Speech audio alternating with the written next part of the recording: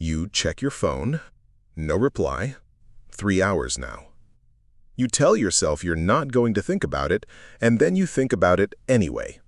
Not the message itself, but the silence after it.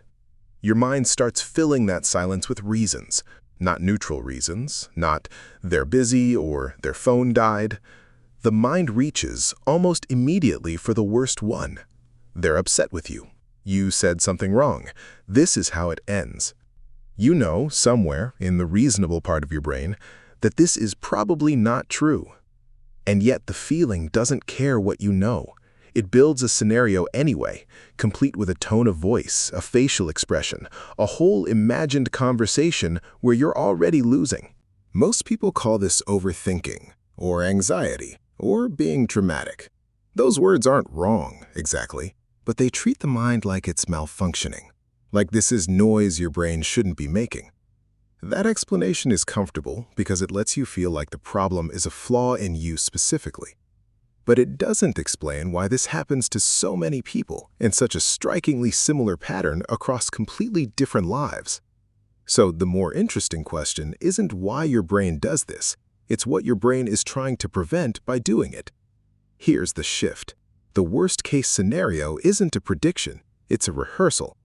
Somewhere underneath conscious thought, your brain is running a simulation, not because it believes the worst outcome is likely, but because it wants to make sure you're not caught off guard if it happens. This is closer to how a smoke detector works than how a fortune teller works. A smoke detector doesn't wait for proof of fire. It's built to go off on the mere possibility of one, because the cost of missing a real fire is so much higher than the cost of a false alarm. Your brain applies the same math to your relationships, your reputation, your sense of belonging. Missing a real threat, being blindsided by rejection, betrayal, failure, feels evolutionarily expensive. A false alarm just feels like an unpleasant hour. So the system is tuned to overwarn, not because it's broken, but because that tuning kept humans safer on average for a very long time. This still doesn't explain why some people's alarms go off constantly and others barely notice the smoke at all. That difference usually isn't about willpower, it's about history. If you grew up in an environment where things could shift without warning, a parent's mood, a household's stability, whether affection was reliable, your nervous system likely learned an important lesson early. Don't be surprised. Surprise was dangerous.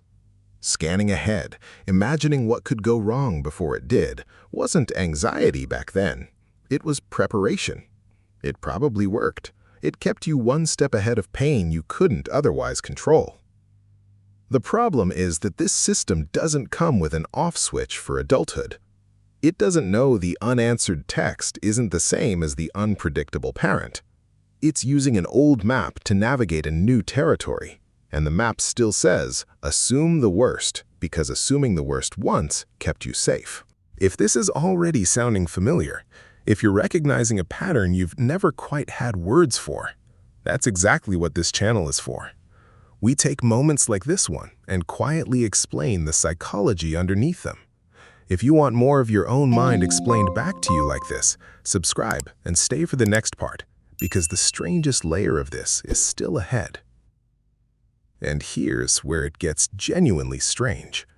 The worst-case scenario isn't only about fear, it's also, quietly, about control.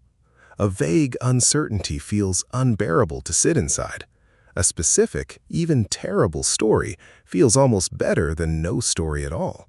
Because a story, even a painful one, gives your mind something to hold. "They're mad at me" is easier to carry than "I don't know." Certainty, even bad certainty, can feel safer than the open question. That's the paradox most people never notice. The mind isn't trying to make you suffer, it's trying to protect you from the much harder feeling of not knowing. Imagining the worst is, in a strange way, an attempt to feel prepared rather than helpless. But this protection has a cost, and it's worth naming honestly. Living inside constant rehearsal means living slightly outside the present moment. You're not actually with the person across from you if part of your mind is pre-living an argument that hasn't happened. The system built to protect you from being blindsided can end up blindsiding you to your actual life, the parts that were going fine the whole time. This is not a flaw to be ashamed of, and it's not a gift to be grateful for either. It's an adaptation, formed for good reasons, running slightly out of date. Understanding that doesn't make the worst-case thoughts disappear, but it changes what they mean when they show up.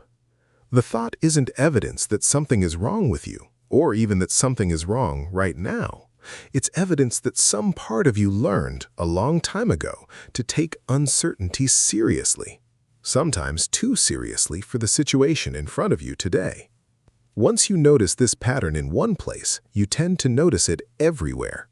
In how you reread a text before sending it, in how you brace before opening an email from your boss, in how you imagine an argument 3 moves ahead before anyone's even said anything. The mind, it turns out, was never trying to make you afraid. It was trying to make sure you were never surprised again, which raises a quieter question worth sitting with.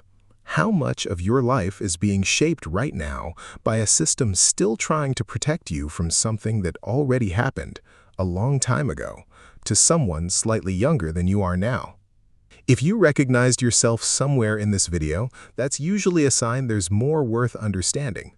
Subscribe if you want to keep noticing these patterns, and tell me in the comments the moment you catch your own mind rehearsing the worst. Chances are someone else watching has felt the exact same thing.